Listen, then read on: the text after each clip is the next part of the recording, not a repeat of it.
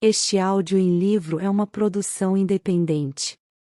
Se você ver valor no nosso trabalho, considere se inscrever no canal, ativar o sininho de notificações e deixar seu like.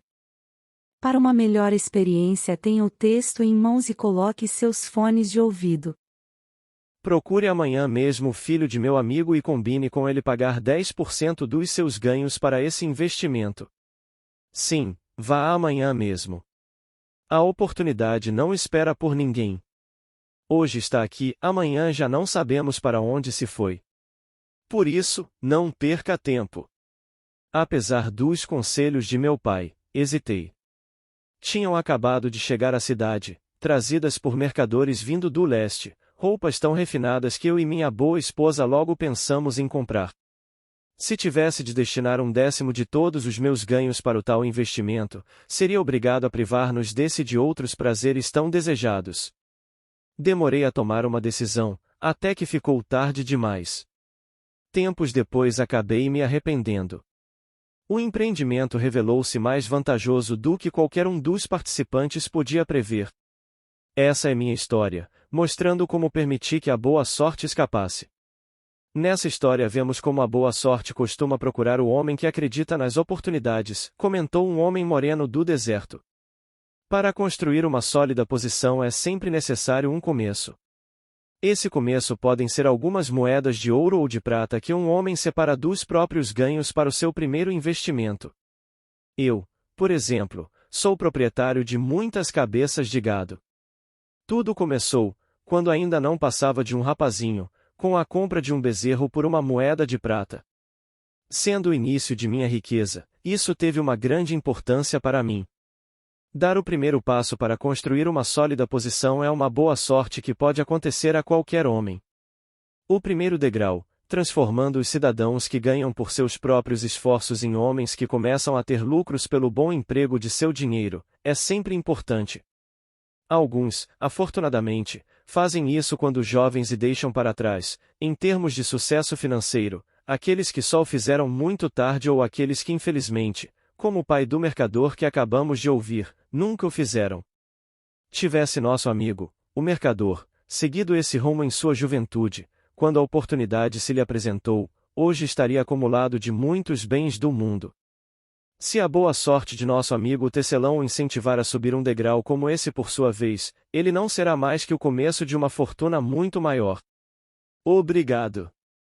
Gostaria de falar também. Um homem de outro país levantou-se. Sou sírio. Não falo bem o idioma de vocês. Quero chamar esse amigo, o mercador, por um nome, embora vocês possam achar que não se trata de um termo polido. Mas acho que é o único que ele merece. Só que não conheço a palavra certa aqui na Babilônia. Se usar o meu próprio idioma, vocês não entenderão. Por isso, por favor, cavalheiros, digam-me o nome correto para todo aquele que costuma deixar para depois coisas que podem ser boas para ele. Procrastinador, gritou uma voz. É isso. Berrou o sírio, agitando muito as mãos, ele despreza as oportunidades quando elas aparecem. Prefere esperar. Ele diz, no momento já estou com muito bons negócios, daqui a pouco a gente vê isso. As oportunidades não esperarão por um companheiro tão lento como esse. Elas acham que, se um homem deseja realmente ter sorte, deve apressar-se. O sujeito que não se atira quando as oportunidades se apresentam não passa de um procrastinador como o nosso amigo, esse mercador.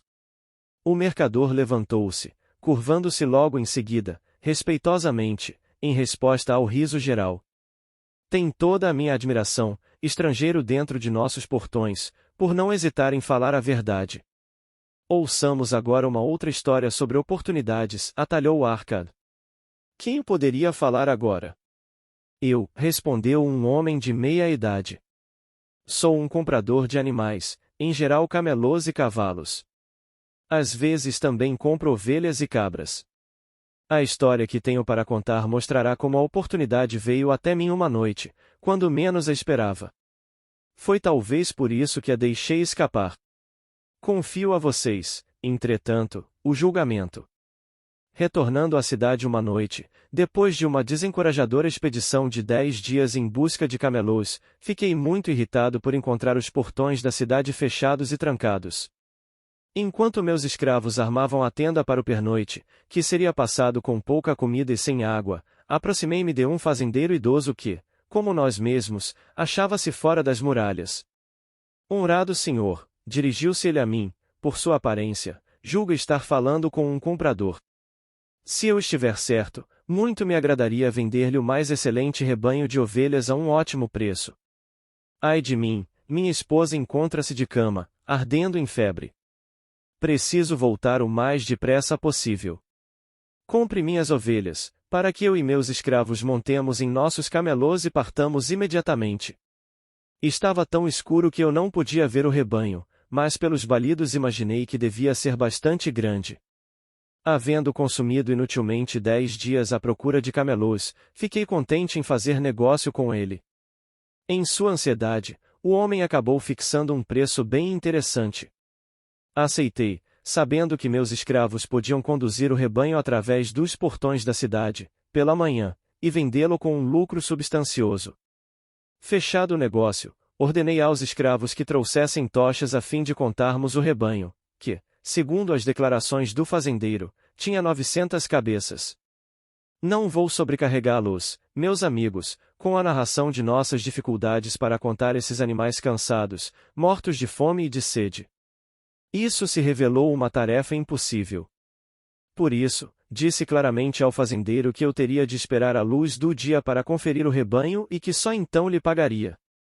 Por favor, honrado senhor, lamentou-se ele, conceda-me 2/3 do preço esta noite para que eu possa partir. Deixarei meu escravo mais inteligente e educado para ajudá-lo na contagem pela manhã. Ele é de minha inteira confiança, e o senhor poderá pagar-lhe o restante. Mas eu era cabeçudo e me recusei a fazer qualquer pagamento naquela noite.